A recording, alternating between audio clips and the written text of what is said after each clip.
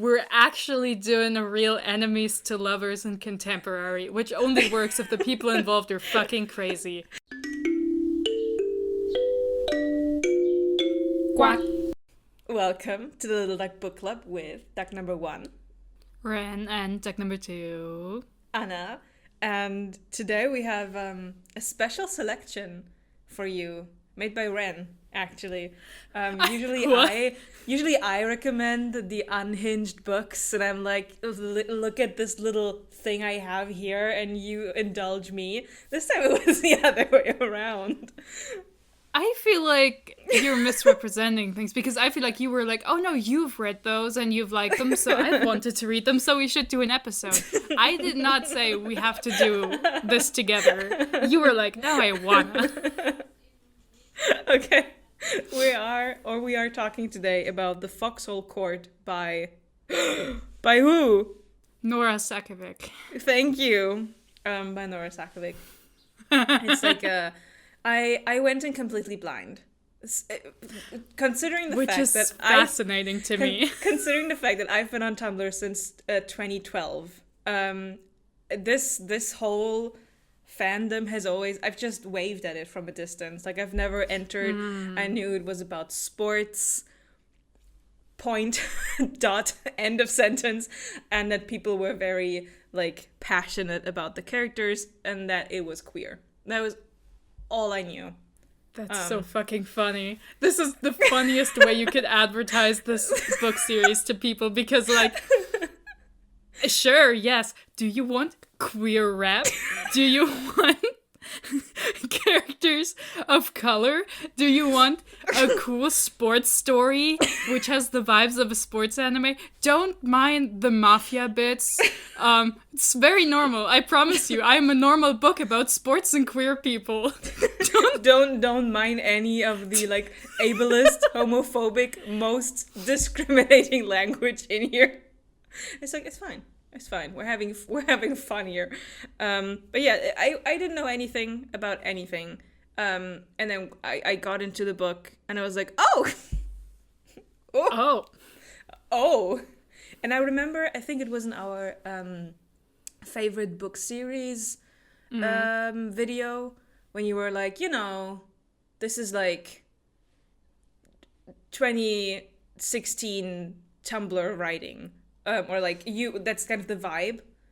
And when I was like halfway to the first couple of chapters, I was like, okay, I get why you said this. I will say I found the book extremely entertaining. I did like it. I want to preface this whole video with saying I enjoyed myself. I was just like, my thoughts still haven't really settled. I'm still somewhat bamboozled by some of the things that happened in this book. It was a bit unhinged, but I enjoyed it, and I am now also a Neil Justin and Neil supporter. Yeah, I love that you wrote to me. I can see why people like him a lot, and I'm like, yeah, people, aka me. I love him. He's my little guy. He's everything to me. It's like the way that I was. First of all, with this book, for the first time, I realized that you can update your reading process on Goodreads, and you can put little, and you can say things, yeah, you can say things. So I was like jolly, like happy, and like documenting my journey. And with each like new character that was introduced, I was like, oh, look at this little guy, and I was like, oh, I don't think that little guy is so bad. Never mind, the little guy is bad. Oh, look at this other little guy. I don't know how to feel. It's every single character that got introduced. That's so fucking funny. I was like, oh. But yeah, I don't even know where to start. It's I don't know where to start either, honestly. I told you I didn't really make notes because most of my reading experience was like, oh yeah, I love Neil. I love when Neil does insane things. I love watching him bite people. It's great. This is my rabbit little dog. His name is Neil. Don't worry that he looks like a fox. He's totally a normal dog. Yeah, he belongs in a house. Don't worry about it. The thing is, Neil isn't even the most the most unhinged of any of them. I felt like reading the book, I was like, okay, yeah, considering the trauma and everything he went through, like an appropriate reaction, right? maybe not completely. And then you meet Andrew and you're like, oh. And then you meet Kevin and you're like, okay, he seems kind of normal. Oh. Let's go through the book chronologically, okay? We start with like a little introduction to Neil. Not much, just a little bit, so you get the main point of, okay, it's like a guy running from his past, pretending to not be good or like not know a sport, but to just be able to play that sport exy because, you know, that's the only thing he wants to do in life. But obviously running from his past, and his coach at high school, unbeknownstly to him, like, what do you call that in sports? Like, I don't know. I'm not a sports person. I don't watch sports. I don't care about sports. Sent a video to another coach and was like, he was doing like an Initiativbewerbung. He was doing the scouting for the scout. He was like, hey, here, guys. He was like, hey, I have a little guy. Would you like my little guy? Look at my little guy. I love him. Please take him. I feel like my little guy has a lot of potential. Voila. Right? And then this totally, like, this dude, at first I don't know whether I skipped the description, but I could not settle on an age for Coach Wymack. I was like, how old is this dude? Like, is this like, do we have the vibe of a mid-20s guy? Or, like, how old is he? No, he's a dad. He's at some point, I'm like, oh, he's beekeeping age, you know? He's like a dad. He's old. Not old, but older, right? I was like, his bees are just all homicidal, you know? It's like, so it's like homosexual, homicidal people, yeah. And he shows up and he's like, we want you for our team. Or he's not even, we want you. He's like, we get to have you or get to own you or something. And at this point I was like, this is intense. This is weirdly intense for anything. But sports books are usually this way. It's also, I mean, I also know that college sports in America are also crazy. Where like people who are not at the college care about the college sports. It's like on national television and stuff, which is insane to me because here, no one cares about college sports.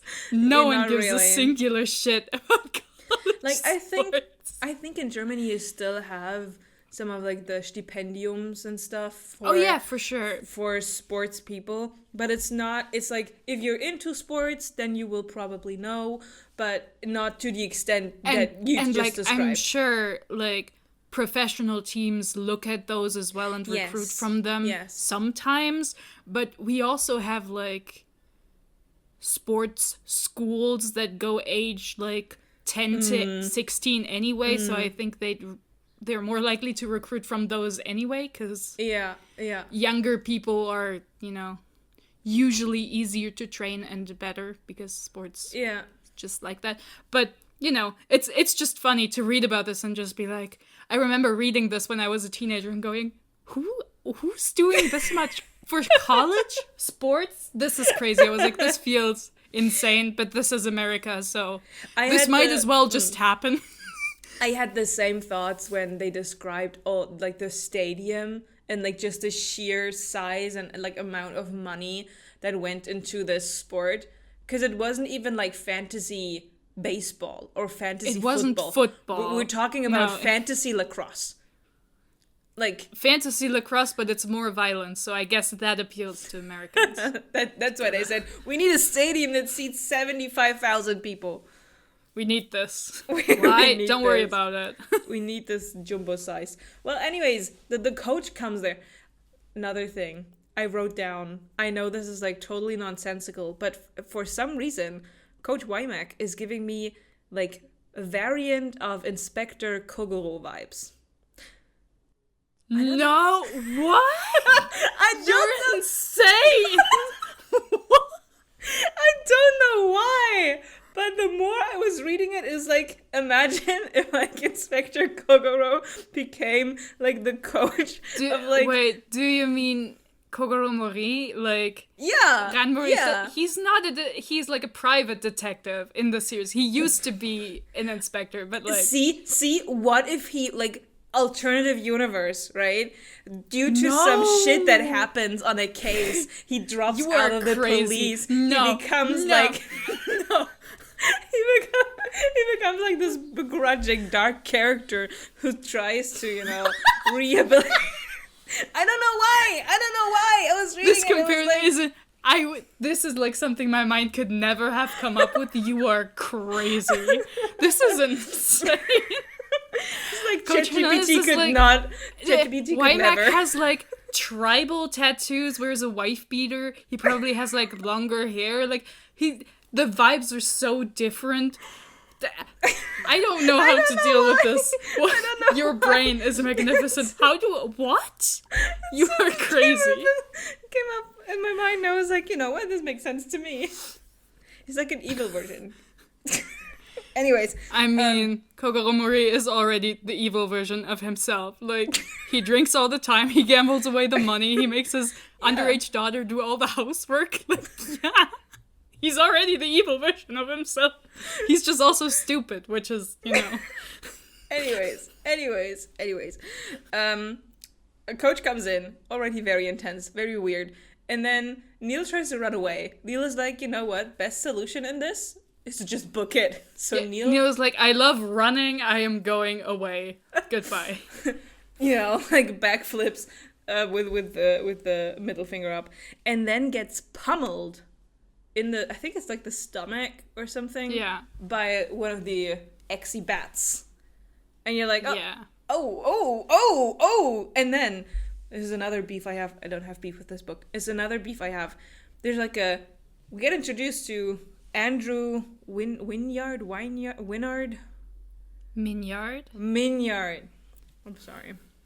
I'm so sorry. You have to turn that letter 180 degrees. I'm so sorry, Andrew and Aaron. And like he gets pummeled by a 5-foot guy, right? Like by this little dude who has like one hell of a, swing. And then there's the most anime scene of them talking for the first time. And Neil immediately recognizes him because he has like a very distinct look. He's not very tall. Neil is obsessed with the sport. He has blonde hair, and it's like, oh my god. It's he the made guy. He made the connection with the foxes. He's like, oh shit, it's this specific guy, and I know that he's mental. Am I gonna get killed in this like lobby of our high school, locker room situation? And then out of the shadow we also see another dude sitting on a thing with like a newspaper in his hand, I think it is, and Kevin is trying to be really like cool and suave, and then we get this scene that I really liked. I was like, oh this is interesting, because it's like, oh, Neil and Kevin know each other, but Kevin doesn't recognize Neil, and Neil's like, holy shit, I recognize Kevin. And there's like this moment where he's trying to find out whether Kevin is acting or not, and then they have another insane conversation, and then it's basically like, you're signing with us whether you like it or not, you're coming with us. And Neil's like, you know what, okay. He's like, I don't have anything to live for, so I might as well do that. I'm going to disappoint my dead mother, but she's dead, She is dead, and, like, I'm not, doing anything else with my life, so I might as well. So let's just go. And then the whole Foxhole Court thing actually starts. And I have some questions for these different characters, and I don't know whether this is something that, like, gets resolved in the later books. Because it is a quite short book. On my e-reader, it said 205 pages, which is like... On the print versions you get, it's like 250 pages. And I think the second one is like 300 pages, and the third one is like 350 pages or so. So they do get a little longer. Yeah, okay. But so the thing we get introduced to with Andrew is that, and maybe I didn't read it correctly, or maybe I just didn't get it, but Andrew is on drugs like not like medicinal drugs, like not he's not on like ketamine. No, he's not on recreational drugs. He is legally mandated to be on medication. On medication, exactly. I didn't really get why.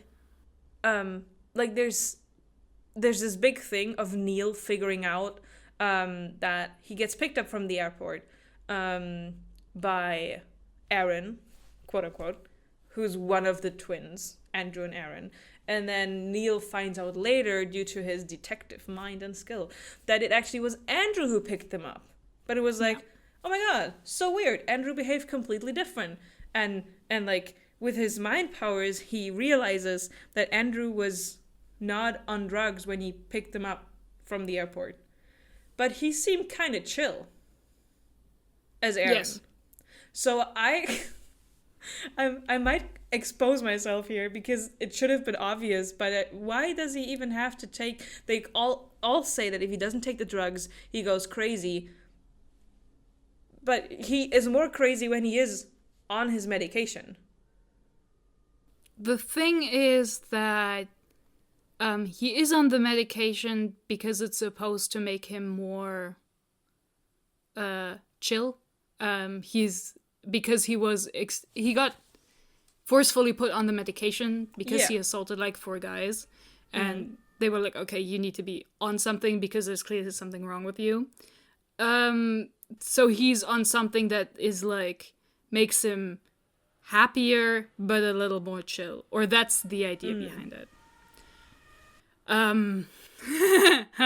Well, I don't know. Do you care about spoilers? These aren't like specific plots, but spoil me away. Because the thing is that like Andrew, like they say he's on antipsychotics because he was diagnosed with like psychotic behavior. He doesn't have psychosis at all. He's on antipsychotics who he shouldn't be on. Which are very unpleasant for him to be on, and which is why he likes to be off the medication. Yeah. And he wants to be off it as much as possible. So that's why he is more normal off the medication, because he shouldn't be on it at all. Yeah, because it was like, I with a lot of points, I guess that since this is the first of a series, and it's like the first baby to come out, right? That a lot of the things get wrapped up or like mentioned in later books. But for some of the things I was like, I actually would have liked to get a little bit of more closure on a certain plot point, because like I don't know why we're doing this, basically. It is actually crazy. Reading the first one again, I was like, oh wow, all my favorite like reveals and all my favorite dramas happening in the other ones. This is very, very set up, and I feel like, I mean, it was very popular with the same people as, what's it called? I think the second one is Princess Gambit, the problematic fantasy gay thing with Damon and Laurent. Captive Prince. Captive Prince, right. Yeah. It was probably, and I feel like the first books both have the vibe where we're setting a lot up. Yes. But I do think the Foxhole Court is rounder than the... Then Captive Prince. Oh yeah, I agree. Absolutely. I agree. But I was reading this and I was like, wait, we're already halfway through the book. Wait, oh no, all my favorite stuff happens in the other ones. Oh my god. I wrote down. But yeah, there's so much in the other books that comes out, and you're just like, oh my god, what the fuck, man? I wrote down like, I get it's the start of a series, but it felt like nothing happened and everything happened at the same time in the book, because I had the similar, I was like, oh wait, we're already, oh my god, oh, it's over. Okay. I get like, and like, it's like fine, but I was like, oh wait, there's like lots of things that don't make sense to me. It does make you want to pick up the other books though. If you enjoyed it, you're like, oh yeah, I need to know. I'm like, you know what, I'm probably at some point gonna read the other ones, maybe not like immediately, like it took me like that. No, but immediately you're gonna have to start reading Aqua War, because we got a recording date planned for that. Yeah, I know what I'm gonna read on next.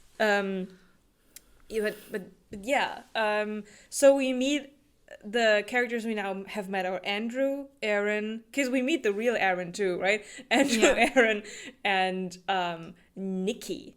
Now, Nikki, I at first thought, oh, this is my safe guy. You know, he's chill. He's like the gay. He makes a lot of like date rapey jokes where you're like, damn, Nikki, the fuck are you talking about? Constantly talking about getting people too drunk. I think he said Andrew punched him the first time. He said, I'd like to get Kevin too wasted to be straight.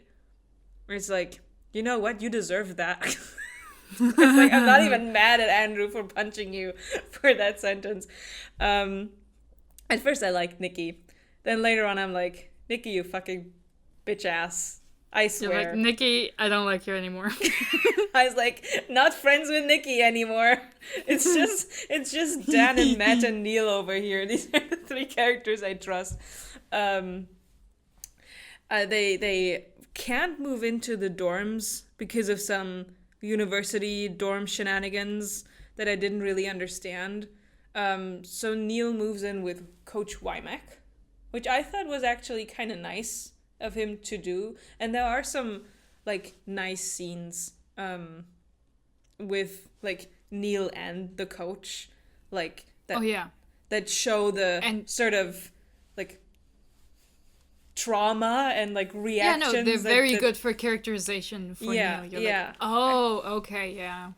And they're also really good like at showing that Coach Wymack is good at what he does in terms of recognizing these traumas with these kids, young adults, and being like, this is like, I'm not gonna coddle you, but I want you to know that this is the framework that we're gonna work on. I'm never gonna like touch you. I'm never gonna hurt you physically. I'm gonna scream at you because, you know, that happens when I get angry, but like this is the line I'm drawing. You don't have to be afraid of these kind of things. And I like those scenes. I was like, oh, you know what? This is actually No, that's why people love Coach. He's great. Everyone's like, oh, I love that I do. I also immediately, when it was like, oh, we have the psychologist. We have Abby, and we think they're dating, and I was like, Abby is the medical doctor. B is the psychologist. B is the yes. Yeah. B has to do the psychiatric assessment, and Abby has to do the physical before they get to play. Yeah. Keeping my facts straight. Thank you very much. Yeah. And I was like, resident expert on the book to someone who has read it, and then like, peu à peu, you know, point by point, we get introduced to the other characters. We get to see the court for the first time, which is nice. It's like cool, and I didn't really get anything out of the training montage scenes. Like I was like, okay, they're running and doing drills, I guess. They be training, but I like that it was included in there, because it's like otherwise you're like, okay, what are they doing all day, you know? And they're actually training, and they're getting run into the ground. And then we meet all the other characters. I like Dan. I think she's a great captain. I like the fact that it's a matriarchy, you know. They have a they have the girl on top. I like Matt. Pretty insignificant normal character. I feel like they are kind of the people can be normal in this book representation. You know, it's like some people who have had troubled pasts can in fact be more well adjusted than others. Exactly. It's like, I mean, listen. Frankly, like, I mean, he's not in the books as much, and he and Neil don't get along, but Aaron's pretty normal as well. Like, yeah, that's true. Sure. He's got a brother who is quite not normal, but mostly he's doing normal person things. Yeah. I like Matt and Aaron are ones where it's like, okay, fine. Though Aaron does indulge Andrew, so it's like, Anyways, Dan and Matt, perfectly fine. Seth and Allison. The fuck? They're like the toxic het representation in this book. It's like this kind of couple where you're like, why are you still together? And I love that when the description was like, I was like, why are they still together? And then like a couple lines later, Neil was like, I don't get what's going on with them. I'm not I'm not inserting myself into that situation. I'm just bamboozled. They're the typical, toxic het representation. I felt like that was the perfect line. We also got Renee. I didn't get her either, but I also thought that she was like a victim of this is the first book in a series, like situation. So I was like, okay, we get to see her a little bit more. Is it after the interview or before? Like some interaction with Neil. I think she drives the car. Yeah, they drive to be together for the psychological assessment. Yes, after training. But like, that's it. She didn't really stand out to me. That reminded me of the meme of like dance moms. You didn't stand out to me. Next, it's like making the pyramid of characters. That's Renee for me. And who else do we have from the Foxes? I think no one, right? Or did I forget someone? No, that's all of them now. It's the Andrew group, which is 4 people. It's the girls plus Matt and plus Seth. Yes. The girls. Yeah. So those are the characters. And at the end of the day, I was like, okay, I like Neil the most, and then Dan and Matt, simply because Dan and Matt are the least like unhinged. And until like the end of the book, I wasn't clear on my feelings on Andrew, because since I knew this was going to be a queer book or like a queer series, I was like, okay, who's gonna be the love interest, right? And at the beginning, I was like, oh, it's going to be Kevin. There's going to be this thing of obviously Kevin. Does he recognize me? Does he not? Like, oh my god! And then there's gonna be the rivalry between the Rico guy and Kevin and Neil, and it's all gonna be like this convoluted thing. And then the minute that Andrew like abducts Neil to the club, when they go to the club, I was like, oh no. Oh, I see the structure here. I see what we're working up towards. We're actually doing a real enemies to lovers in contemporary, which only works if the people involved are fucking crazy. Correct. Yeah. I was like, oh shit, okay, here we go. So I still don't know how to feel about that. I guess it must be great, because there's a huge fandom that loves these people. Actually, I was also like, wait, I don't recognize the Kevin Day name from like the points whenever the fandom flew like by my dashboard, right? But I did recognize Minyard. I was like, wait, this guy's named Minyard? Who is he? Pointing at Aaron. Who the fuck is this guy? Does he ever matter? It's like oh yeah, he does. Aaron, Andrew, Minyard. What? I thought the Kevin guy is gonna be the important one. The Kevin guy is important. He is important, of course. So I was a bit confused by that until I realized, oh, this is where it's going. Okay. Well, you might be a little less confused if you know that originally it was intended to be an OT3, but then it was changed up to just be a like standard romance. Because I was Which is like, I mean, we don't get a lot of triads, but we also don't get insane codependent, like, platonic relationships or whatever the fuck is going on there, so I'm in favor of both. I was like, when I read all of this, especially, like, towards the end of the book, I was like, I guess we're building up to an Andrew Neil thing, but at the same time, with the amount of obsessed Andrew is about Kevin and the history between Kevin and Neil, I was like, is this going to be a triangle? Like, I was genuinely like, I'm so confused, bro. Like, That's why there's so much fanfic that's like, okay, but it should be a triangle. Yeah, like it doesn't even have to be a completely romantic triangle, right? But it still is a triangle. Like the triangle is angling. I mean, yes, they are all crazy about the others. They're like, yes. I mean, Neil has like a stalker binder full of, newspaper clippings about Kevin and also Rico, but like, It's like situational that Rico is there as well. Yeah. I mean, the moment, like, Neil is like, oh, Rico is to Kevin what my dad is to me. He's like, okay, Rico's on my absolute shit list.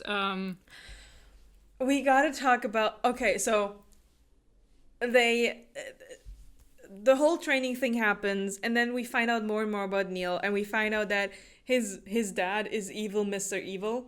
The Butcher. I was cackling a little bit when I read that. I was like... The Butcher. Anyways, called The Butcher. He's like a real mean dude in the mafia scene. His father and his mother ran away with Neil. Got butchered. And ever since then, Neil is like by himself and like trying to run away and just like fumbling around. It's not really a running away. It's just a not stopping.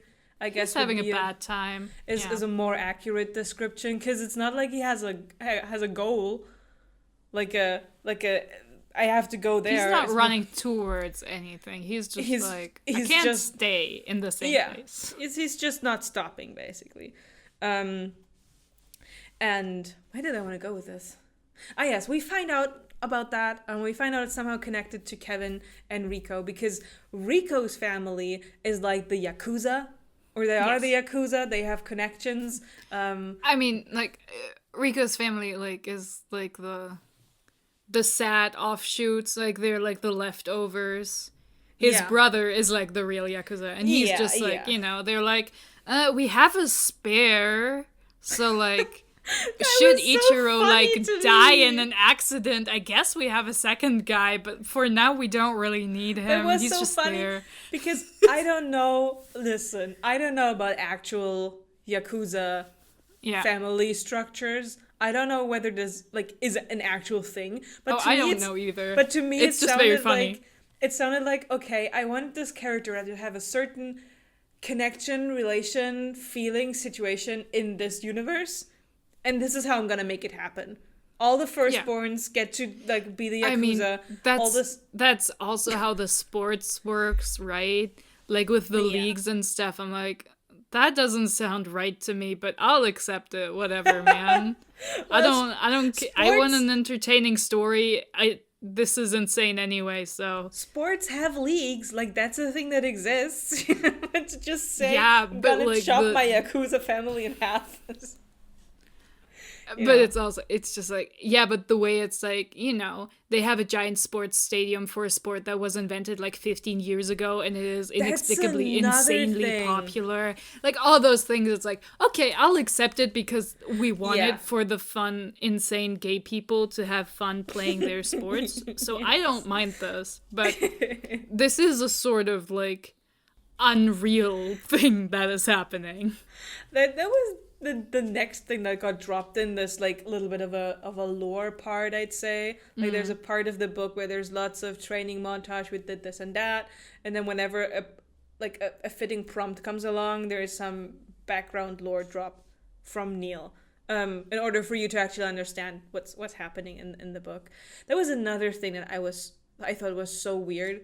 The way I was like calculating things in my mind, like how many years is this sport even old? How do they already have a stadium that seats 70,000 people? And the thing is, the sport originated in Japan, right? And then it came overseas. So the Americanized version of the sport is even younger. Yeah, this is fantasy. This is like we're doing urban fantasy, and the magic is the sports.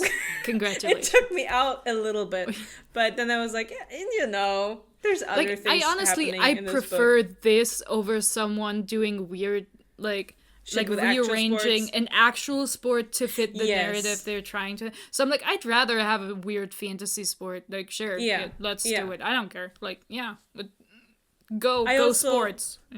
I also appreciate just the thought of saying, you know what, I want to have a sport of a certain aesthetic as well. Yeah. And I'm just gonna take something that people are familiar with and that they know, lacrosse, and I'm just gonna say it's similar. You don't have to worry about anything else. It's similar. I do love that they are putting the athletes in a plastic cage. It's incredible to me. They're like, these people are shooting balls very fast. We're putting plastic all around them. They're gonna have rebounds. Who cares? Like, yes, we're putting them in a cage. Like, I love this. A little aquarium for them. More sports should do this. I support it.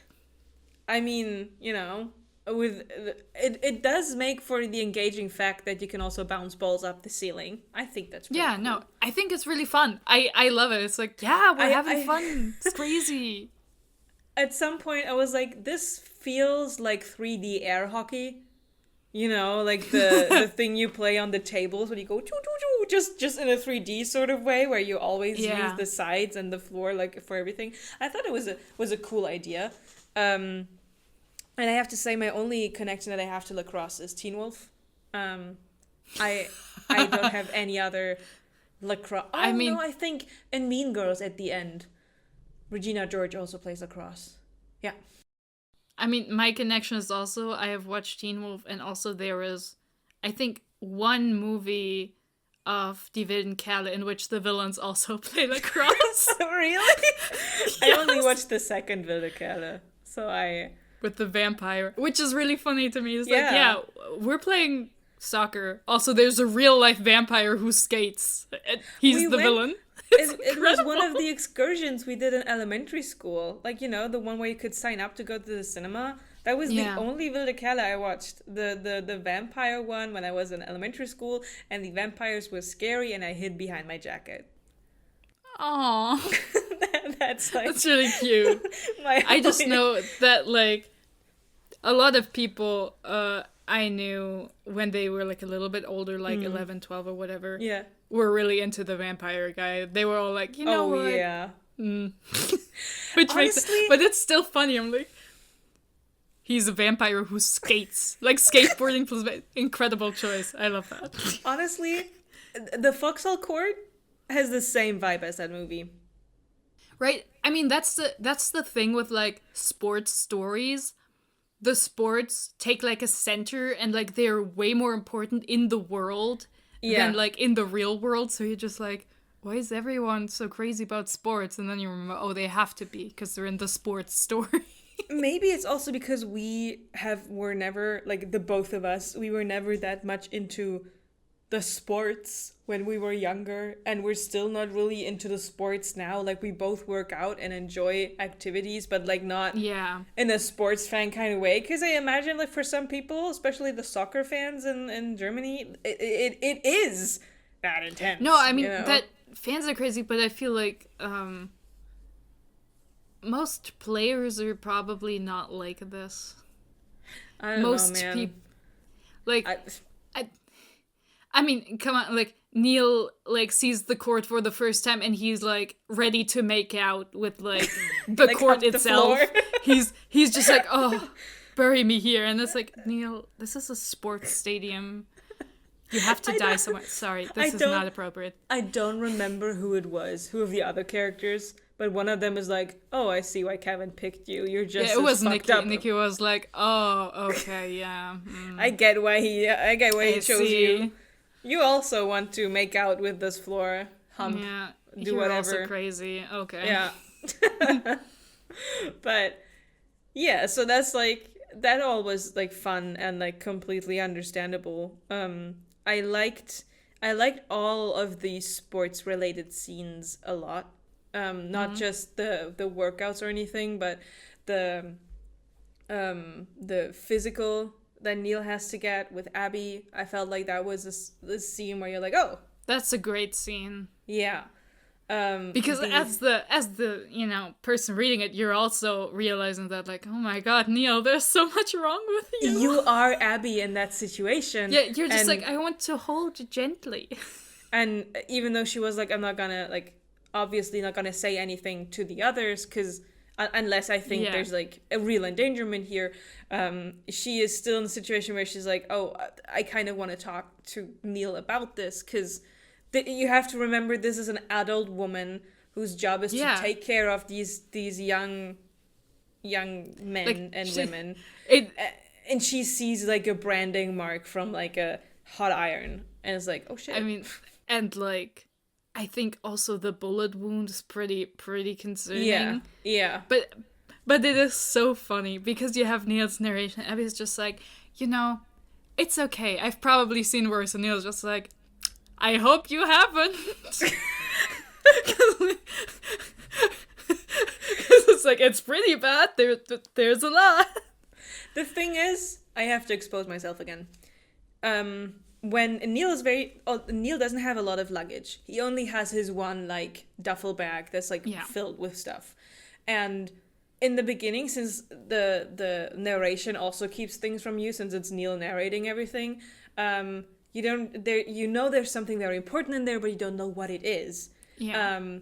And Neil is like, oh, I hope they didn't see my binder. And I was like, oh, okay, so Neil is trans. All right, that's the thing. So when we get to the scene with Abby, and like, Neil is always like trying to not like change in front of the others, like upper body. I was like, well, obviously, because he doesn't have to get out of his underwear to change into other pants, so they wouldn't see what's between the legs, if he's still concerned about that. But you would see like the scars, right? So I was like, oh my god, he's taking like his shirt off and Abby's gonna see, and I don't, maybe that's something that he's scared of. And then it's like, girl, it's about those kind of others. That if he had scars, then he wouldn't need a binder. Be carrying around a binder, right? But like I wasn't connecting the dots. I was like connecting shit, and then I think a couple pages later, he gets out the binder, and I'm like, oh, it's that kind of binder, like a ring binder. That's incredible. This is on the level of like when you wrote to me, the narration is putting a lot of emphasis on Andrew. I wonder what his deal is. Is he going to be, I feel he's going to be important, but I don't know how he is. and you were like, oh yeah, he do be important. Yeah, I was like, oh, you went in blind. Okay. I didn't know anything. And at this point I was like, okay, I think the book is like, this is gonna be a fun ride. This is gonna be a bit traumatic, but whatever. Then we go to the club. Then we get to the scene where like they're like, oh, we're gonna take you to Colombia, and Neil is like, this is not a good idea, but he doesn't really have a choice, right? Yeah. Like he does have a choice, but does he really have a choice? So he puts on the clothes that they give him, the clubbing clothes, and they go to the ice cream shack and get the ice cream and the drugs, the crackers. The drugs. The drugs. And then they go to the party place. Yeah. And that was the moment I was like, Nikki, you fucking little piece of shit. Because with the others, I already lost all the respect I had. Actually, I was starting to build respect for Andrew. I was like, I have respect for your game, for your drive. I don't know where it's coming from, my little dude, but I am starting to respect it. I still couldn't really get Kevin. I was like, what the fuck, Kevin? Who are you? Because a lot of the things that Kevin doesn't really speak a lot for himself. A lot of it is like through Andrew, because Andrew's like that feral about this dude.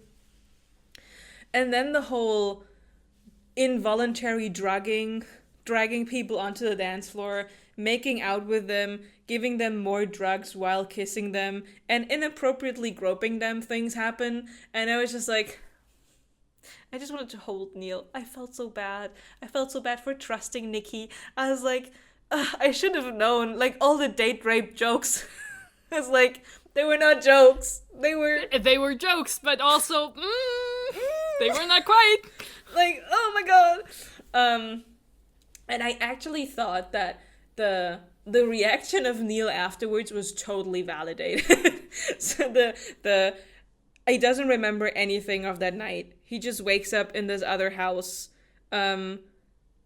Nikki is like strangely offended that Neil doesn't want to talk to him. He's like, "You're still angry with me?" He's like, "Yeah." Yes. I was like, the fuck is going on? And then he gets to go to the bathroom, and then he escapes like through the bathroom, and he like hitchhikes home, and he calls I Matt. like that he also tries to clog their toilet. It's very like, it's charming to me. It's like, ah, you deserve a little bit of petty revenge. Yes. Honestly, do it. He calls Matt. He's like, "Hey, by the way, make sure they don't get into my room. I'll be back soon." And then he like hitchhikes his way back and takes like hours longer than the people with the car. I love how convoluted it was. You know, it wasn't like just, and I hitchhiked home and I was used to doing this and it like felt like shit, but it was like actually written out. And then I went to this gas station, then I pretended to be a student and do a survey because I'm a quirky little guy and I need to have all like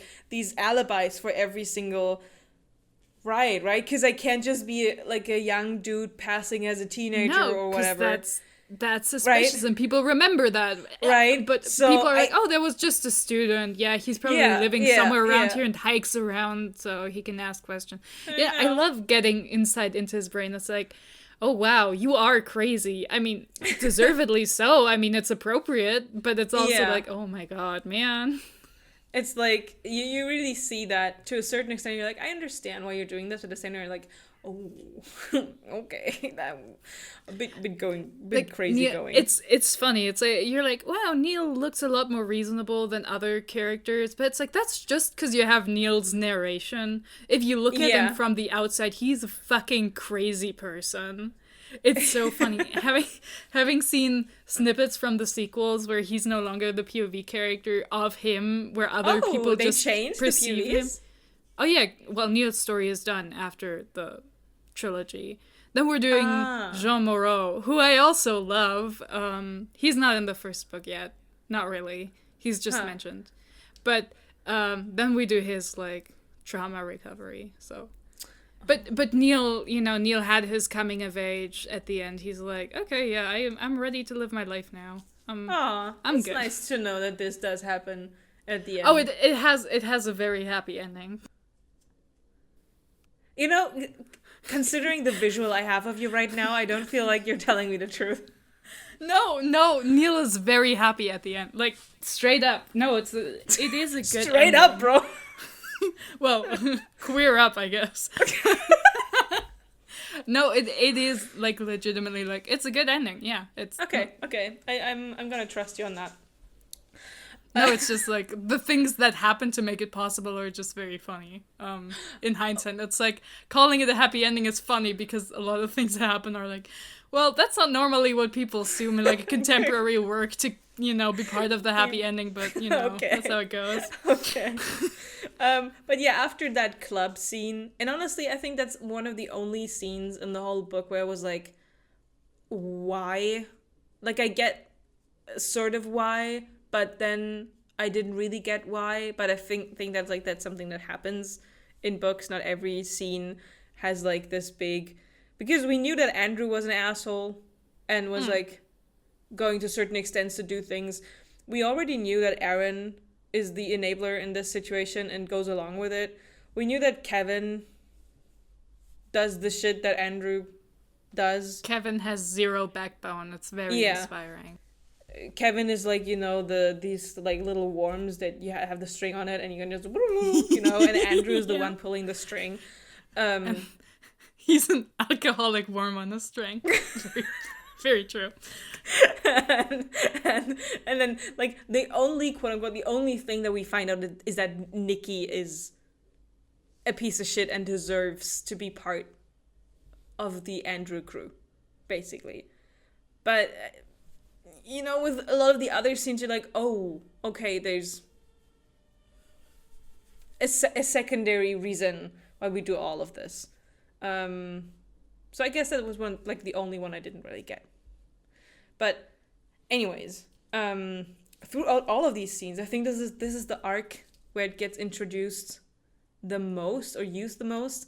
We find out that they speak all of these different languages. I think German gets dropped very early on in the book, that they speak German, but then they also add French to the mix.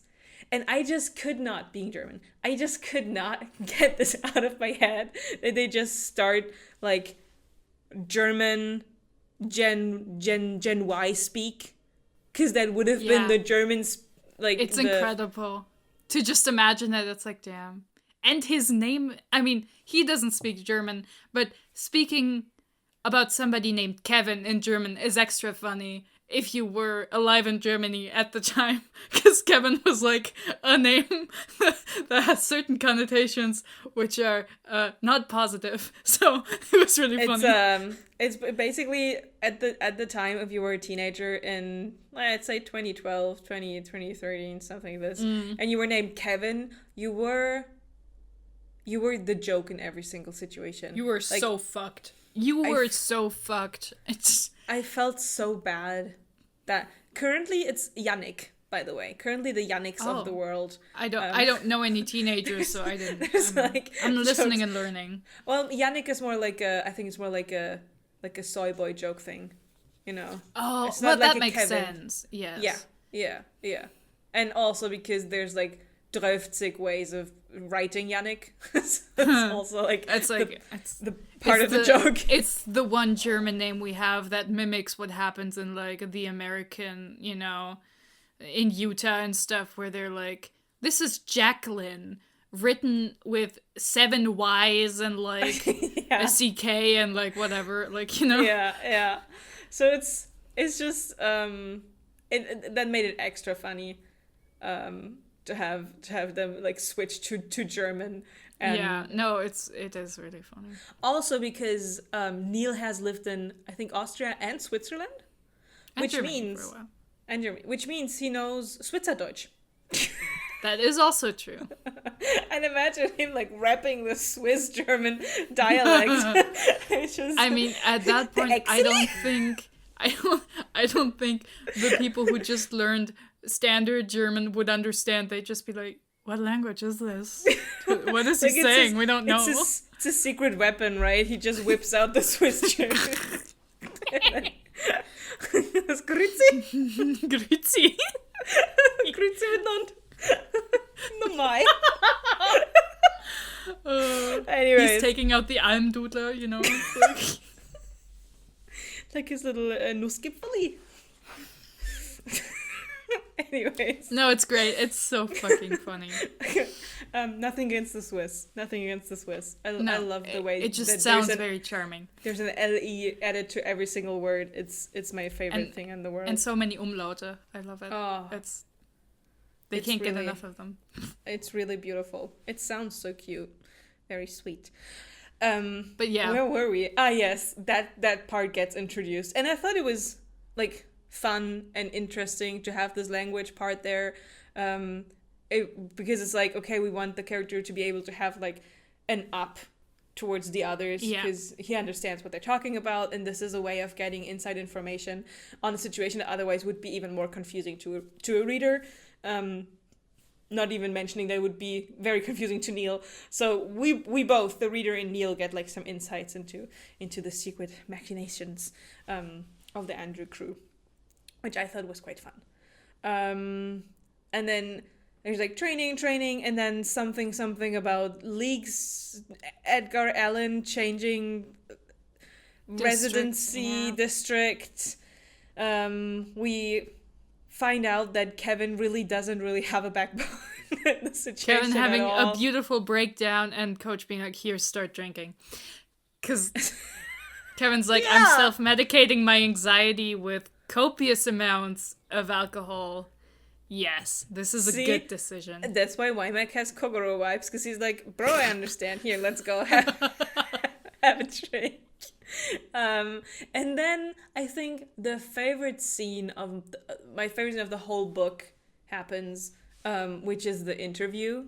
Like the interview is so good. The interview. It is so charming because like throughout the book, at the beginning, Neil is still like, oh, I wanted to punch him, but that's not something the persona of Neil Justin would do. And then later on, it starts being like, oh, Neil Justin really wouldn't do that, but I did it anyway, because my temperament is just like my dad. I'm just like, my fuse is so short, I explode all the time. It's so charming. He just does things. He doesn't think about them. He's just a real go-getter. I like the whole interview. It feels like he finally is just doing. He's letting it all out. He's doing the Jack Russell Terrier thing, and I've marked so many parts of this interview. It was the when Kathy, like the interviewer, she's like, oh, let's tone down the animosity, and Neil's like, I can't. I have a bit of an attitude problem. Yeah. I was like, dude, oh.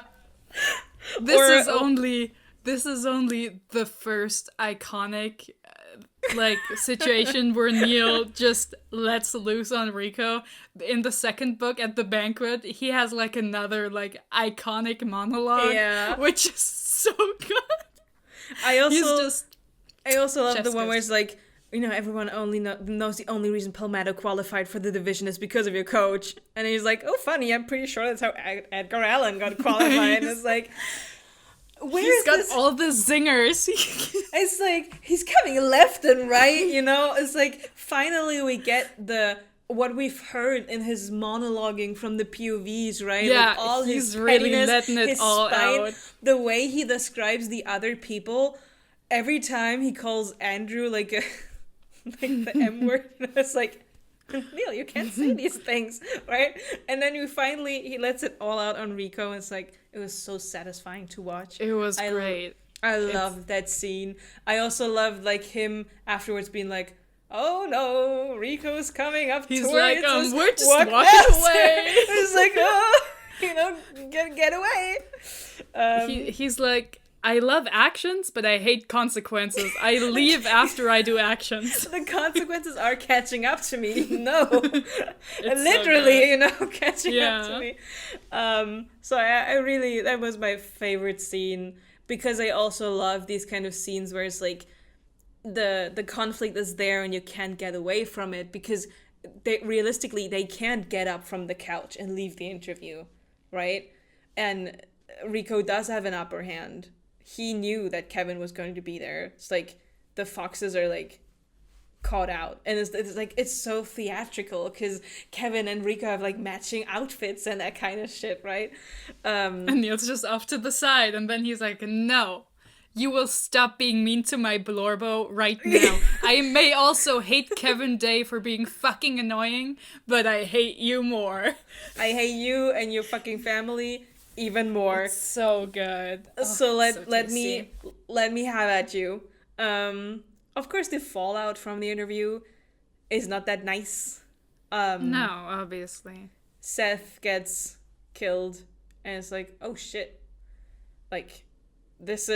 It's almost as if Neil was like, right, Yakuza, right. I forgot that part. That was an oversight on my side. I just did have to but that's back. He doesn't think about these things. He just he was like, oh, considering how much Neil is paranoid and tries to run away and hide towards the end because he can't hide because he's like, oh shit, yeah, I'm being aired. It's also TV, His mom had to teach him to run because otherwise this guy would be picking every fight all the time. It's really funny. Yeah. He's just like, no, I can take all of these fights. Don't worry about it.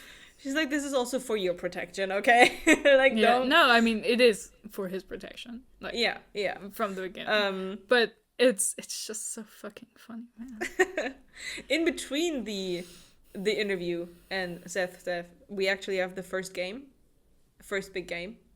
No, the game is before the interview. Is it before the interview? The interview is after the first game. I do like the game. As much as I didn't care about the training sessions and montages and being like, oh, you can't get a goal through Andrew, oh no.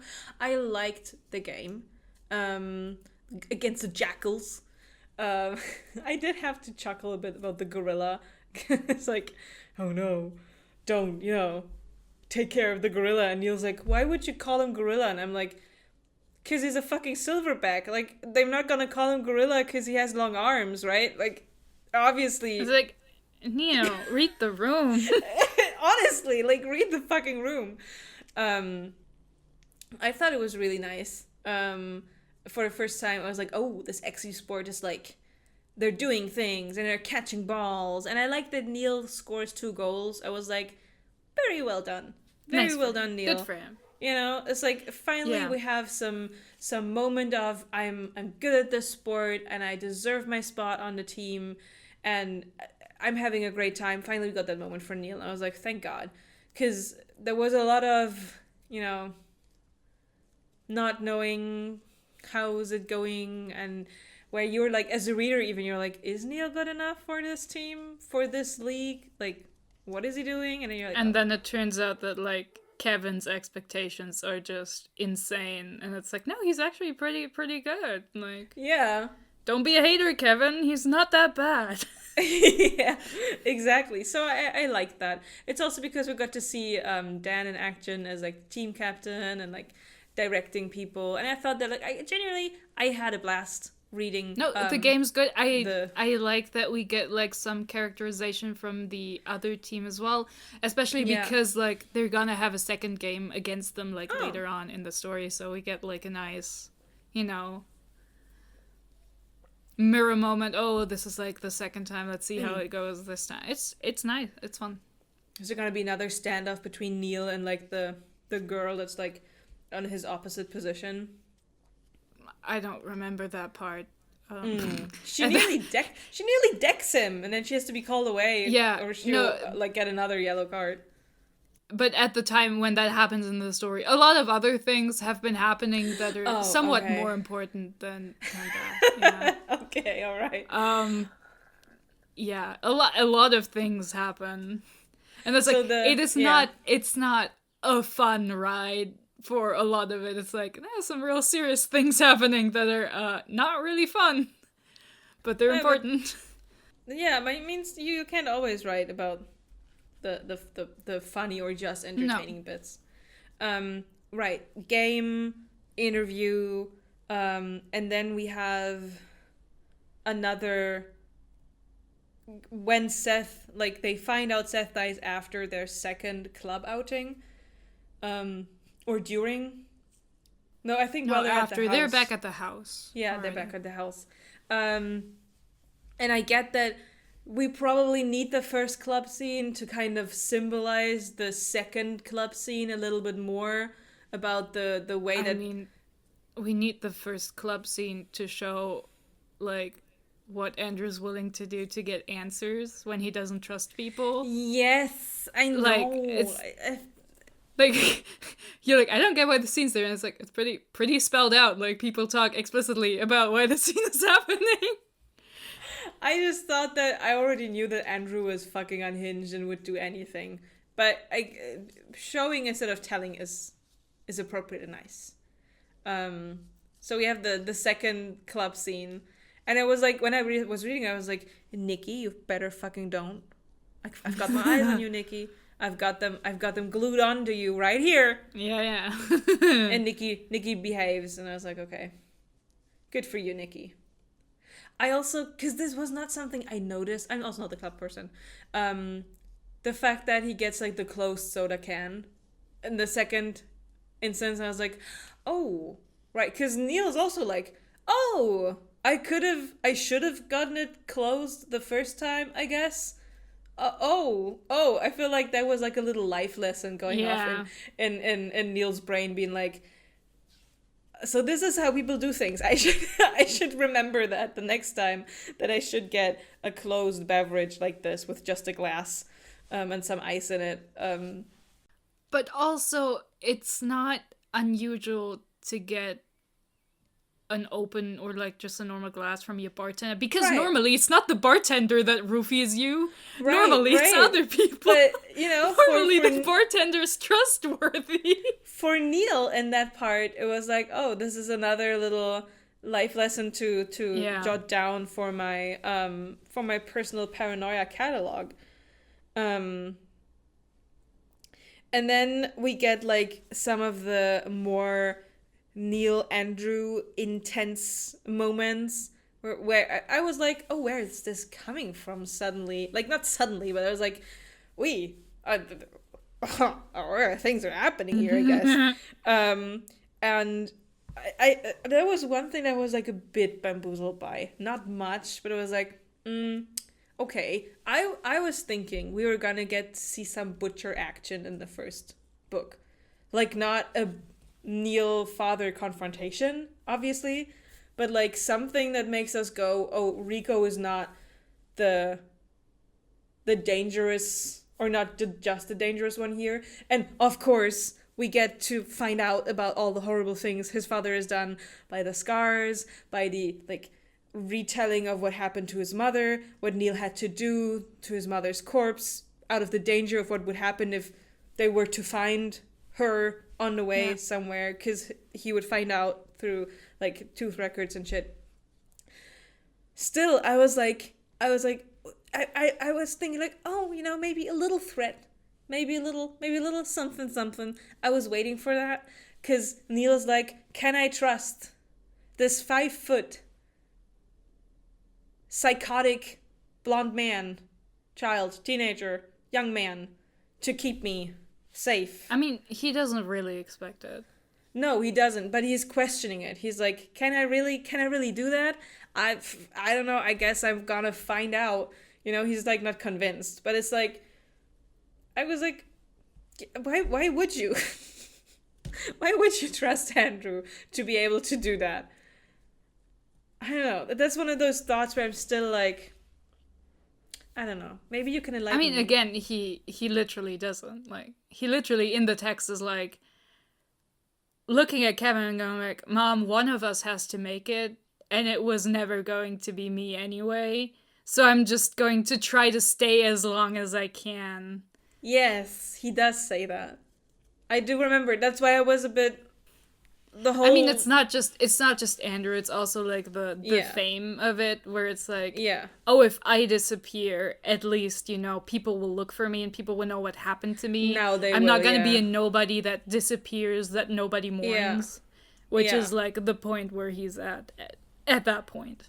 He's like, even if I die, at least people will be like, damn, that really bratty player who was like a huge cunt on the interview he was on, he died. That's crazy, man.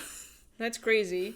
I mean, we already did have a death two deaths at this point in the book. We have Seth, and in the beginning, the female player that they mentioned, I forgot the name. Jamie.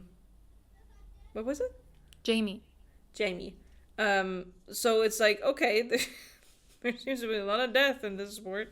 I mean, no, in the Steam, because they're all traumatized or from troubled homes or drug addicts, so that's like, that do be happening. But yeah, there's like one quote towards the end that did make me cringe a little bit and lose a little bit of respect for Andrew again, because I was like, Andrew, what the fuck are you saying? And he's like, remember this feeling, this is the moment you stop being the rabbit. And I was like, the fuck does this, like, Andrew, what the fuck does this even mean? Like, I know what he means. Right? I know what he means. But at the same time, it's like, that's such a weird thing to say to someone. And I always remember that Andrew is like 5 feet. You must understand that, first of all things, Andrew is a drama gay. He says weird shit, over-dramatic shit all the time. It's he great. Does. He loves saying shit. It's just, that's just what he's like. He'll be like, can I make a dramatic one-liner? I can. No one can stop me. It's especially because beforehand he like feels the pulse from Neil, and then he's like, this is the moment you stop being a rabbit. It's like, oh, what? But I guess, I'm still undecided on Andrew. You don't have the Andrew backstory yet. I haven't unlocked it. Which does a lot, I think, for people to sympathize with him. Because it is legitimately real bad. But, I mean, further on, more bad things happen to him as well, but the backstory is pretty rough. That's why it's like, you know, the thing with why does he take, like, the whole thing behind the drugs, why he takes them, why there Neil does mention why like, he okay, reacts the way he reacts to the things he reacts to. Yeah, no. Yeah, Neil does say it's like, oh well, he must hate these drugs even more than he hates the sport, because he times, or like they time his coming down of the drugs with the sport, so that he's not out of it during the matches, right? So there's like a certain consideration into going into the, I want to, you know, be here for that. So you do kind of get the feeling that there's something going on. We have Kevin having the drugs, or like the medicine, and giving it to Andrew at the like appropriate time points. And we have the waking up sleep reaction that Andrew has, which is also, that doesn't happen to you if, you know, nothing bad has happened to you like that. Like, you don't, like, your first, like, reaction is not to just fucking punch or deck the person that might be close to you, because it's not, like, really, it's not people specific. He does this to everything. I've actually thought, why am I throwing his like, what's it, his money bag at Andrew to wake him up, was like, oh, that's so smart. Why didn't not? Yeah. Like, he's in like karate chopping the thing away. Mac has experience. He's like, yeah, no. He's like, you can't fool me. I have a solution for everything. Just chucks the thing at Andrew. But I grew really, really fond of Neil while reading the book. So I was like, I get it. I get why people read I'm these glad books. you're fond of Neil. He's so... I love him. Especially after the interview, I was like, look at him. He can let go. He can good. Let the real Neil show.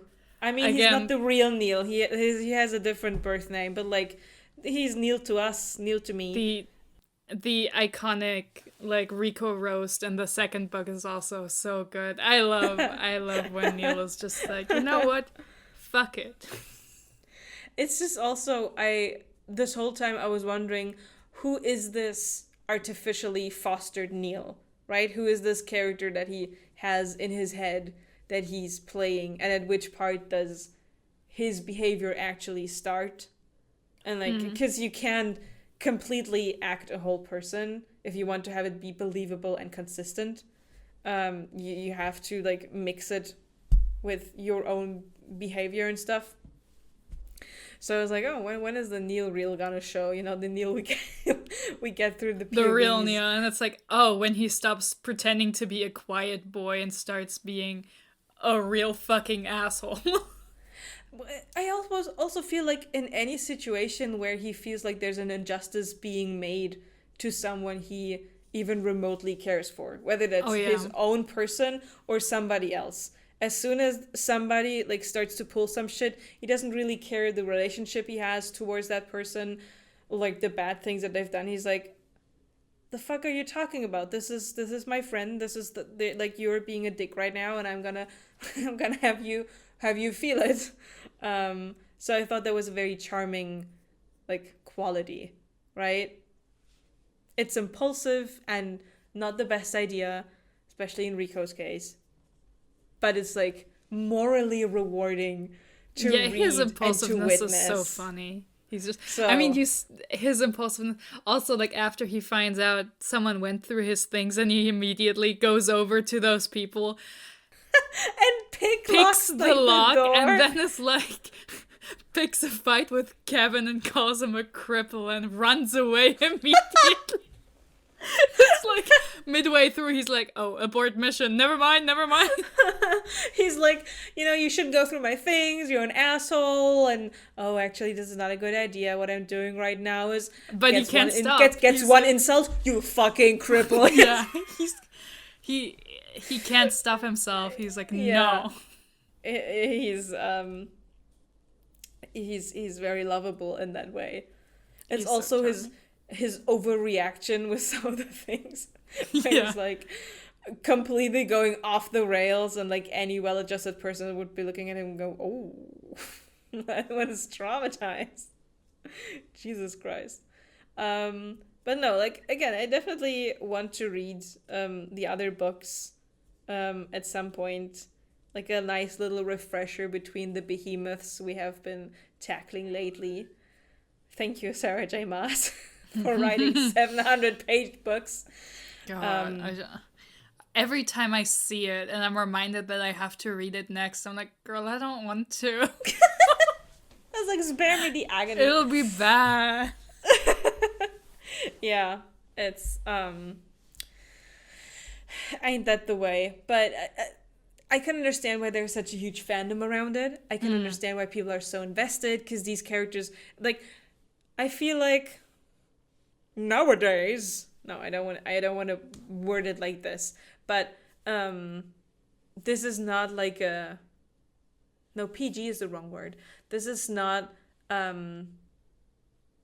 like a sensitivity read book in that way. And from what you've told me, like from the later books, shitty things happen, horrible things happen where you're like, oh, poo, like, oh, do I really want to, you know, like this, like tough topics on the backdrop of a sports anime, you know.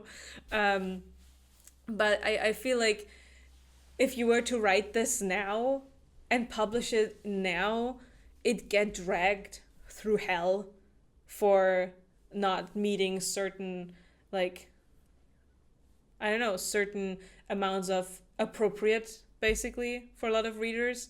So I think it's nice to have such an unhinged series. I mean, yeah, no, I agree. I think a lot of people would take offense with parts where I'm just like, that's, like, it's not the right thing to do or say, but this is what people do and say. Like, it's not wrong. Especially, like, these books are playing in the 2000s. It's actually, like, it's obvious that it was written by someone very pro-queer, because the only open homophobe gets killed in the first book, which is very funny. But, like, I think a lot of people who might get into it late because they were just way too young when it came out, it's like, they weren't, like, conscious enough or even alive in the 2000s, but, like, none of the way that these characters speak was even strange in the 2000s. Yes. This is how people say these things. Like, yeah. All of these slurs, it's actually, like, held back for what you could expect people to be saying. Like, the fact that there are not more homophobic slurs. Yeah. It's, like, what do you expect? It's also, like, these are troubled teens. They're not going to speak in a way that, you know, you look at and go, wow, he's really an ally to the oppressed people of the world. I'm very sorry, but like, and it's like, obviously, books with characters who speak like that are still coming out all the time, because it's just like, yes, this is just how people talk. Most publishers, even with the sensitivity reader, are like, okay, but this is content for adults. Adults can, like, process that, hey, yeah, it's bad when people say slurs, but also this is the kind of character who would say slurs, so, you know, they're in the story. But the kind of people, I mean, it was very controversial even at the time, because a lot of people who were very into reading books with, oh, it has queer representation, were very upset when it turned out it wasn't like a cute gay romance, but like it was like a heartstopper kind of romance. Yeah, it was like serious with like a bunch of traumatized people who were absolutely shitty to each other. Like, yeah. That was a thing at the time. It's like the same way like Captive Prince got a lot of like flack for what happens in it, where it's also like, no, this seems like perfectly appropriate for the world building that was done for the story that it is. Like, I'm sorry you're a gay teenager who just saw that it had queer people and you were like, oh, this is for me. It's like, no, this is for queer adults. Like, this is for people who can and want to read, like, stories that have some more mature or darker themes and things that happen. So it's like, well. I think it's also interesting because, like, especially, it sounds so dumb, but I mean, it is more than 10, 15 years ago, right? In general, home spaces also weren't that safe for queer teenagers. Not at all. A lot of areas they still aren't, right? I mean, it's gotten significantly better and like more tolerance and acceptance and everything, but actually having a series like this where they're not necessarily traumatized because they are queer and traumatized, but it does resonate, I'd say, in some way, because you're like, oh, this person is also having a shitty time and I can relate to this character. Yeah. Not Absolutely. Like, even if, like, quite frankly, except for, like, Neil and Kevin, like, none of the backstories of the characters are even unrealistic. Like, what happened to Andrew in the foster system is not unusual. What happened to Nicky with his extremely conservative, like, parents is not strange. What happened to Dan and Matt, these are not weird things. Like, yes, it's a little more extreme in, like, Neil's case, but, like, women who have extremely physically abusive husbands who hold a lot of power over them, running away with their kid and being scared to be found because they'll just be returned to them by the police, is also not rare and not weird. Like, it's like, yeah, these things happen. Like, obviously, most of the time, the mafia is not involved, but...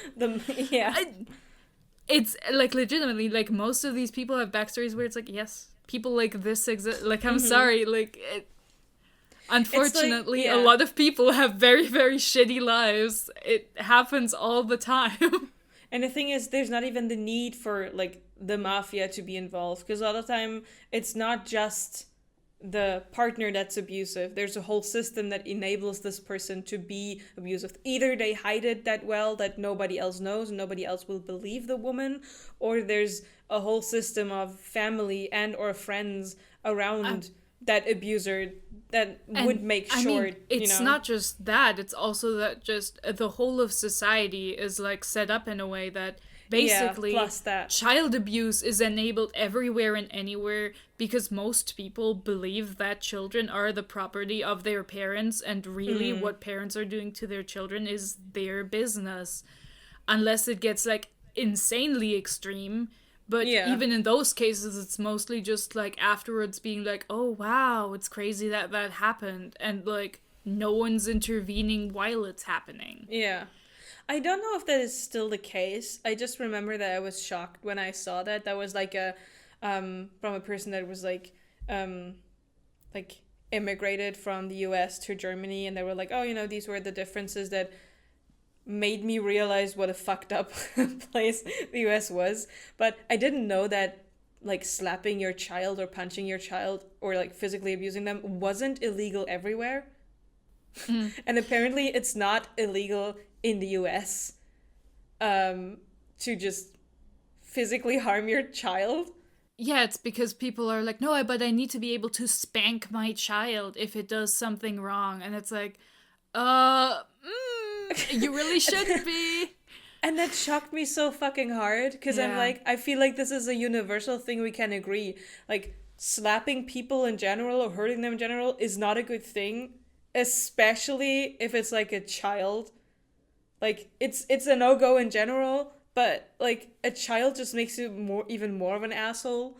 And the thing that's not, Hitting a random child, bad. Hitting your own child because it did something wrong and you want to correct it, a lot of people will say that's fine and it shouldn't be illegal. You'll find people here who say, oh, but what's the big deal? Yeah. What if my child is really annoying or whatever? And it's like, absolutely. Oh. Absolutely crazy. So if you are in a society where that is normalized, even if it's not like the society as a whole, but just the environment, just the people, right? Yeah. And if you are in that situation that Neil's mother was in, it wasn't. It was a bit of a violence that was, Yeah, I mean normal. that was again So like it's more extreme, but it's also like it's also not that extreme. Like Yeah. people being, for example, like hit with a hot iron is not rare at all. There's a lot of people who have stories like that, who have stepping out cigarettes and stuff. Yeah. These like again, it's like there's a lot of things that are like shockingly common, which people don't want to believe, which is why they don't notice when they do happen. Because it's like, well, but this wouldn't happen. That's too extreme. It's like, it's not that extreme. Child abuse is actually insanely common and like accepted in many ways. Like, So after I was done reading the book, because I like doing this, I did browse Goodreads a little bit. I did browse tumblr and all of that. And I did see that like a lot of the negative reviews were about what you just said. Like literally, like this wouldn't happen this way. Obviously, it's fantasy sport. Yeah, but like this wouldn't happen this way. Like all of these traumatized people wouldn't be like that traumatized in one place. Yada yada. And I was like, it's like. It's a sports team literally made for people who have, are troubled teens who have already acted out because they're traumatized, and to give them a second chance. Like even then, right? You do find a certain comfort in people that have lived through similar things that you have, right? Like either it may be that you found each other through a support group, through therapy, or because a guy in his mid-40s recruited you to be on his fantasy sports team. Yeah. No, but it really is funny when people are like, oh, this is too unrealistic. But this happens in, like, every genre, and I'm always like, when it happens in, like, fantasy and urban fantasy, I'm especially like, if you don't like fantasy, why are you reading it? It's unrealistic. Yeah, of course. Like, ghosts and magic aren't real. Thanks for noticing. We're playing make-believe.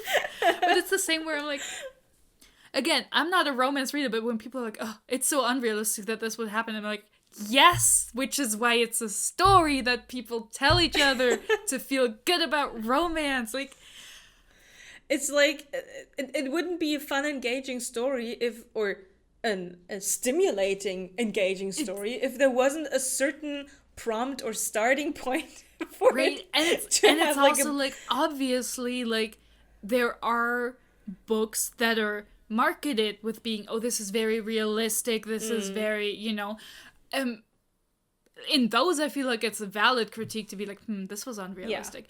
But at a certain point it's like, okay, when characters act completely irrationally, that is weird, but realism is a weird place to start critiquing stories, because most often it's also like, okay, if it were realistic, it'd be more boring, which is not what we want. We want a fun story. Yeah.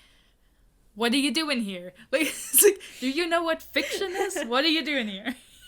Yeah. So it's when I was reading those reviews, I was like, listen, if you went into this as blind as I was, which means not even reading the blurb, just going in, because when I read the blurb on Goodreads, I was like, oh, because they mentioned the butcher and like Neil. I was like, I should have maybe at least read the blurb before we went into this. And like, what are you even doing here? Like, why are you here? It's just like you can complain, but why are you buying clothes at the soup store? What are you doing, man? Like, are you aware what you're doing? Me playing Super Mario. This isn't how physics work. If I throw fireballs at tortoises, they don't come out of their shell. They just burn. And it's like, yeah, because it's not real, man. What do you mean that can't be like a turtle skeleton? Right, driving a car. Skeletons can't walk around. Yeah, plumbers don't get magical powers through flowers either. Big shock here. crazy. Like, it's just like, listen, when you're reading a certain type of story, you just have to accept that, this isn't going to be like a reality. It's just my favorite kind of critique. It's like, you could put this, imagine someone's like under a book like A Monster Calls and is like, this was pretty unrealistic, and it's just like, wow, that's crazy. Almost like this is like allegorical and there's a lot of metaphor in here. Crazy. Anyway, bad book because it's not realistic. It's just my favorite point of critique. It's like, wow, okay, what are you doing here, man? Do you not like fiction? That's like, do you break into like kindergarten like places and go, stop playing with your dolls like that, that's not realistic? Like, come on. it's very silly. Wymack at Andrews, like, stop playing with your dolls like that. It really is just like, girl, what are you doing? It's my favorite point of critique. So those were some. So I guess saw some critiques that were like about the language. The how offensive it is at times, which we already talked about. About the non-realism of it all. And then the couple ones where I was like, yeah, I agree with like that the book feels like it sets up too many things that it doesn't close on. And you're stuck between, this motivates me to read the other book, or I don't even know whether I want to read the other book because I don't know whether all these things that started are going to be delivered on. No, I mean, that's super fair. So it was like one of the critiques where I was like, oh, I agree with this. No, it's like reading it now again, I'm like, there really is like, it feels unsatisfactory as a whole. It's like, it feels like something's missing. But I also feel like the place where it ends is like, yeah, this is a good point to end the book and like a good like arc to end the book on for like Neil and like for the character development. So I'm like, I don't even know what I would change here to make it better, but it does feel it feels like something's but it's like, this was self-published. This was like, I think, her first book, so I'm like, you know what, I have read so much worse than this. And like, it's not like I could do better or even as well. So it's like huge kudos. Like, I'm not trying to like, no, it's a totally valid point of critique. It's like, yeah, no, for sure. While reading, I also was like, oh, I found a sentence that didn't make sense. So I was like, oh, you started writing the sentence and then you changed your mind halfway through and no one caught it in editing. It's fine. It happens. These kind of sentences are in many books. Like, this even happens in Trad Pub because, like, that's just how it goes. But it was funny. I was like, hee, I found you. I love finding little typos. I'm like, haha, I do pay attention. That's good. You should read Sky Shade then. Don't choke! Oh god! You can't say this while I'm drinking. Oh my god. The funniest thing is, this Discord filtered this out. I just saw you dying. You just see me dying, yeah. I am not reading Sky Shade, but I do love looking at my favorite quotes from it. The part where like the body, like where they find Horace Ray's body and they're like, his body dissolved, dead. His bones became dust, he became a corpse. I'm like, great writing. Alex Astor, you're hitting it out of the park. I love this. But But yeah, it was. I think I agree. The point at which the book stops. Feels very good as an endpoint. It's perfectly appropriate because it feels like, Neil stops being a rabbit. No, it feels like Neil kind of walked past like a no return point. It's like not in terms of run. Not in terms of because you could have done that after the game or after the interview because now his secret's out, but mentally he walks over like past the non-return point. He chooses to stay. He chooses to stay, and he chooses to say, maybe this little guy can do something. I don't believe it, but fuck it. Like, what do I have left? And this, like, what do I have left? Which he mentions, like, in the first or second chapter of the book, as more like a, like a desperation becomes into like the sort of I got nothing left, bro. I got nothing left, but I've got Kevin to take care of. It's like, so I can have fun for now. Yeah. Like, I can do the one thing that's ever made me happy and for a bit. I might go out, but at least I'll go out having done something that means something to me. Which is like, it's a good point to stop. But yeah, no, I was like, damn, all my favorite bits are in the other books. I was like, damn. I mean, you did prepare me for that. I remember you saying that most of the fun scenes and things you'd like to discuss as a whole would be in the following books. So I was prepared for most of the things to be like, okay. You know, I don't even remember that. I'm just like, there's just a lot of things that make me happy. I'm like, I love when Neela's being a little asshole. It's great. Yeah. I love it. It's fun. But no, there's a lot of like I feel like most of like the emotionally loaded scenes and like a lot of like good relationship development and stuff. Like, there's so much good stuff where I'm like, oh, these are tasty scenes, but most of them were not in this book. Yeah, I mean, you can see the potential for the taste in a lot of the scenes we have talked about. So I'm confident that if I am going to read the following books, that I'm also gonna enjoy them.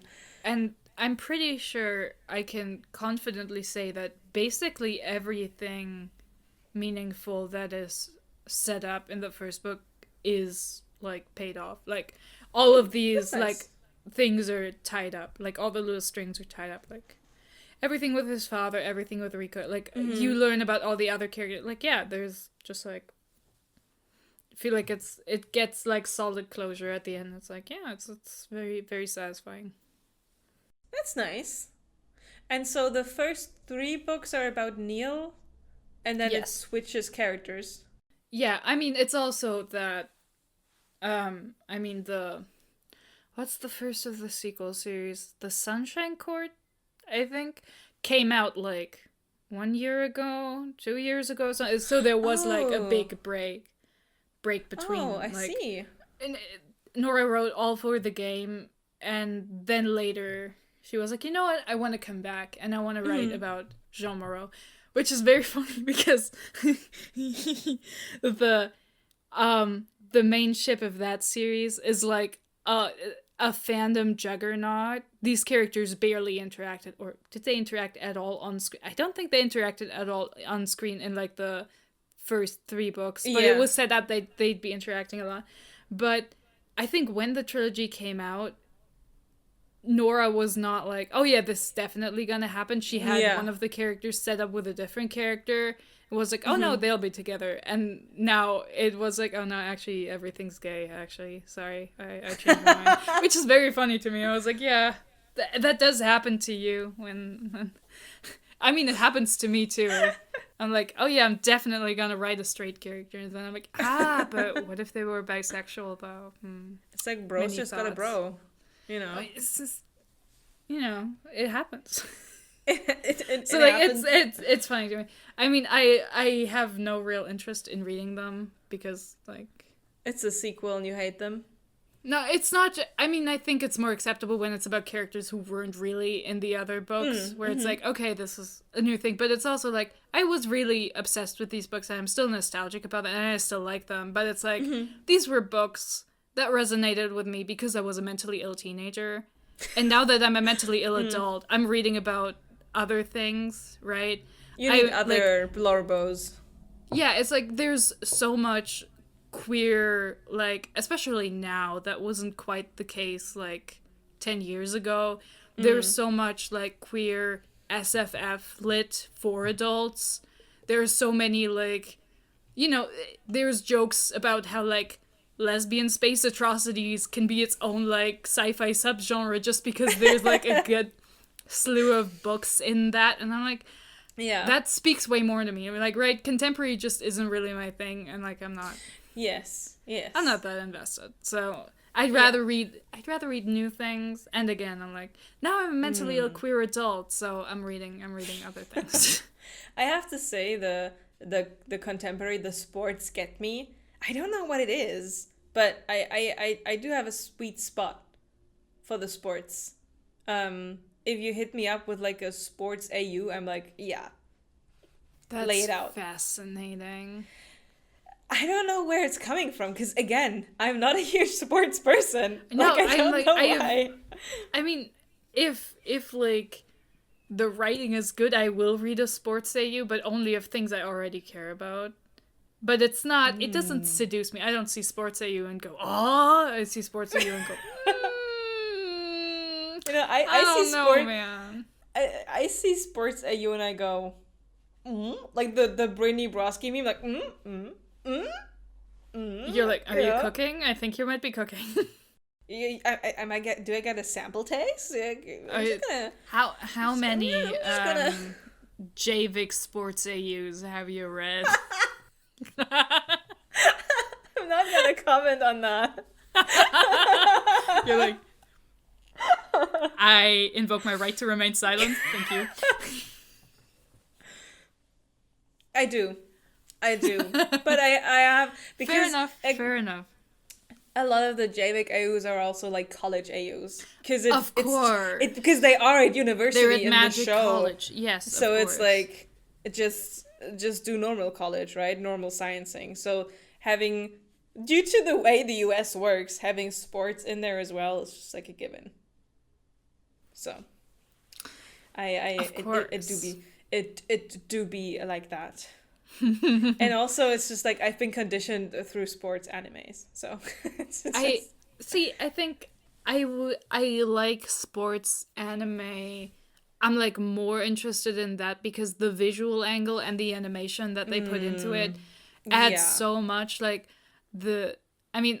obviously I would say that as someone who's like really into animation as like an art form. I'm just like, I love like the dynamic angles and like the stylistic choices that are made, because it's just like very interestingly done and like fun to just look at, even if like I'm not invested in whatever is going on. But like, when I watched Haikyuu for the first time, I was like, are volleyball players really that dramatic? And then I watched some like volleyball clips. I was like, I don't know, like 10 top best volleyball moments, and sometimes they really do the jumping up completely, like legs flying everywhere, you know, for sure, punching down thing. And I was like, oh, this must be a field day for an animator, you know, because the manga already like it does a good job at like exaggerating the poses and everything, so they were able to just pull directly from that. But getting to also animate like the ball rolling in the hands while they stop before they punch and stuff like that, it's really satisfying. It's like, because in a normal slice of life contemporary anime, you know, you don't really get a lot of scenes where you can just go full on out with perspective. They're saving up on budgets. There's a lot of scenes where you just have the heads of the characters bumping up and down, like in the slideshow in the background, implying that they're walking along somewhere. Like, that's a lot of stills, not a lot of movement. Yeah. To get to do all of that, it's like really cool. So I enjoy the sports. You do like the sports angle. Yeah. And the sports angle is important for this book series to work. Yes. I feel like if this was just them being at university and Wymek is like their counseling coach and they're all in group counseling or something like that. That wouldn't work, because these people don't want counseling. Like, most of these are not. Yeah, like you have to find a way to like keep them all in one room. It's important, because like if not for the sport, then Neil wouldn't care about Kevin. So and like these. So it's like, obviously there needs to be. If not for the sport, you also wouldn't see that they have redeeming qualities about themselves. Because that's like the moment Neil realizes, oh my god, this team has the potential to be a team. Like, we've been like annoying and hating each other off the court, but seeing this first game, these people do work together. It's so funny, and like even Neil is like, it's a little bit mean to notice this, but we get along much better and the team works much better when Seth's not around. Like, and then he dies! Yeah, no, he says it after Seth is dead, and he's like, wow, yeah, it's going way, way better. Like, the teamwork's gotten way better. It's, like, uncomfortable to notice, but, like, it is true. It is true. It's great, though. I love these books. They have, like, I was reading it, and I was just like, there's Neil. I love Neil. I love watching Neil do things. I can definitely understand, like, logging into the book, right, and being like, Neil, my lovely boy, at least we've got each other, you know, let's go. It's like, Neil, you don't know how good it's gonna get by the end. There will be horrors before that, but you're gonna be so happy by the end. Don't worry about it. It'll get... It's like, love at first sight, you know, it's like, that moment when you meet your love interest, it's like, Neil, you don't even know yet. But yeah, I feel the moment that clicked for me, I was like, oh, okay, this is gonna be a ride. This whole series is gonna be a ride, and I hope it pays off. And since you've now told me it does, I'm much more interested in finishing it. At the end, I was like, oh yeah, this was satisfying. And then I read it, like, immediately again. Like, I finished the last book and started at the first one immediately after again. Because I'm normal and I do these things. Yeah, it's totally relatable. It's not like I did that for 2 years with the Edge Chronicles. Yeah, I mean, so I get the only reason I didn't do this, like, 2 weeks ago after I, like, binged through the whole Skolomans trilogy, and I was so close to picking it up from the beginning, and I was like, no, we need to read the Foxhole Court first. You can't be reading this over and over. We gotta read something else first. Look at all your unread books. You can't be doing this, man. It's like watching something new. The same show you've been watching for the past 10 years. Just the book version. Yeah, no, it really is, though. It's like... But yeah, I overall enjoyed the book. I'm not feral about it, which I think is fine. No, it's totally fine. I guess this opinion can change. Because, I mean, I felt the similar way about The Captive Prince, right? I read the first book, and I wrote you as like... I don't know what the hype is. And then you were like, I read the next two, like, immediately after each other. I am now... a big layman chipper.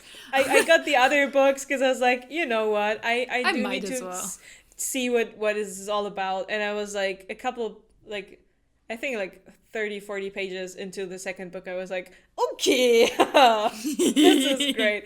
So there is a potential for me to start the next one. What's the next one? The Raven King, I think? Yes, the Raven King, and then the Kingsman. Kingsman. But... sorry. The Foxhole Court Kingsman AU. I'm sure it's out there. There is so much fic for it because, of course, there is. It was written for the fanfic demographic, right? So there is so much. There is even quite a bit of, like, rare pairs, which, of course, made me happy because, of course, like... a good rare pair I enjoy Andrail a lot. Like, it's great. Candrail as well. I do think as an OT3 it works much better because Andrail. Because they're all... Yeah, because they're like... How is that a rare pair? I thought that's the No, pair. they're not a rare pair, but like I like those. Yeah. But then it's like there is like you find some like you know that like Neil should have been like going to Edgar Allan if his mother like hadn't taken him away. Yeah. Right? Yeah. And they have like this buddy system there that it's like, oh, they're always like in pairs, you're never alone. Yeah. And Neil was supposed to be paired with Jean Moreau, who okay. And I'm like and I think one of their ship names is like Lost Forever Partners because they were meant to be like, you know. And like their interactions, like they also have quite a few interactions and like is it the second or third book and like their dynamic, I'm like, oh, this is so tasty too. It would have been great. I'm like the idea of that, and there's like, I just love a good rare pair. I'm like, yes, give me the things that are like not the most predictable in canon. Yes, I want things that are tasty and unusual, please. I love subversions. Give me the good shit. So, like, that's nice when there's, like... I do love a good pair of characters that have never even interacted on screen. Oh, like, yes, me too. I think my favorite one for Arcane is Mel and Savika. I'm like, oh yeah. That is... Boom shakalaka. That is a good ship. I wholeheartedly support. But funnily enough, they never interact on screen. Even though at the later part of the second season, they definitely should have at some point. Because Savika gets to be on the council.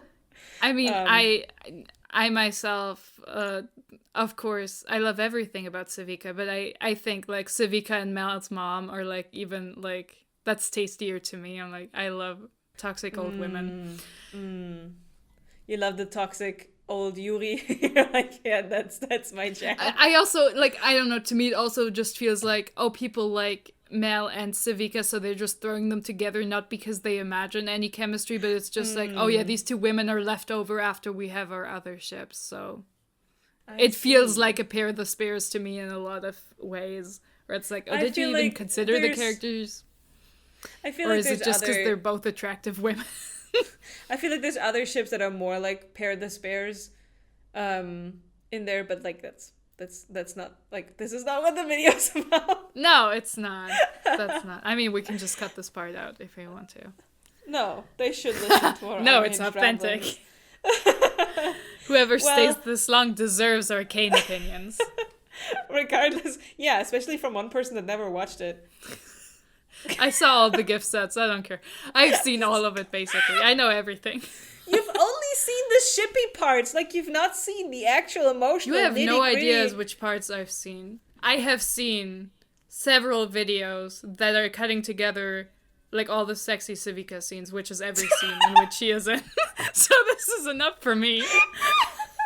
Yeah, those are the emotional, deep-hitting scenes. Yes, they hit for me. I'm like, yeah, I love her. Those are the ones that make Arcane, you know, the Savika thirst trap.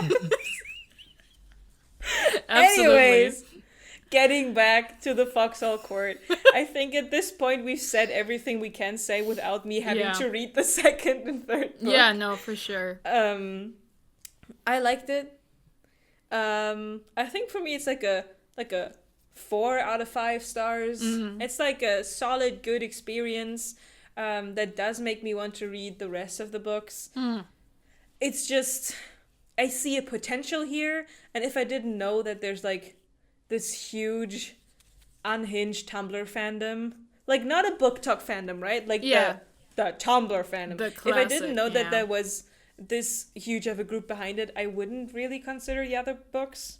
But this way, I'm like, oh, well, something's got to be there. There must be some sort of cocaine in this, in this series. So let's find out, I guess.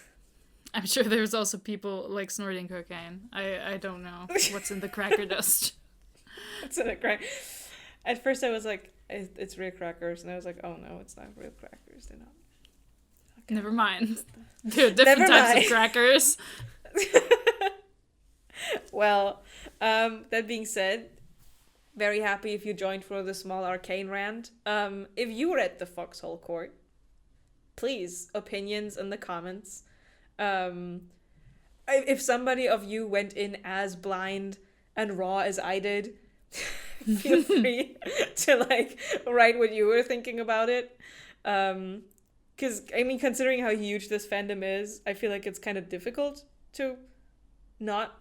I feel like especially if you are like were active in like more book adjacent spaces, especially like around the time where like the big three, like the Raven Boys, Captive Prince, and All for the Game were like big at the same time. I feel like you couldn't not know at least that like Andrail is like the main ship. Like I feel like that, like you couldn't not know this if you were active in the space. Like, I mean, you're just like, oh, what's this iceberg going by me? Whatever, I'll see. I'll check it out later. I was deep in the supernatural trenches at that point. I mean, those are also some deep trenches, honestly. those are underground tunnels. Those are not trenches anymore. That's a full-ass bunker system. You never get out also. It's like, no, you're here forever now. Congrats. Yeah. Well, if you've stayed here so far, thank you so much for listening. Next is Aqua War, if I remember correctly. I think don't we have a keeper and rewrite before that? Oh, we do have a keeper and rewrite between, to give us some breathing space. To have some fun while we slog through those 700 something pages. Oh my god, Sarah, I hate you. Why did you do that? Okay. Thank you so much for listening, and bye-bye. Goodbye.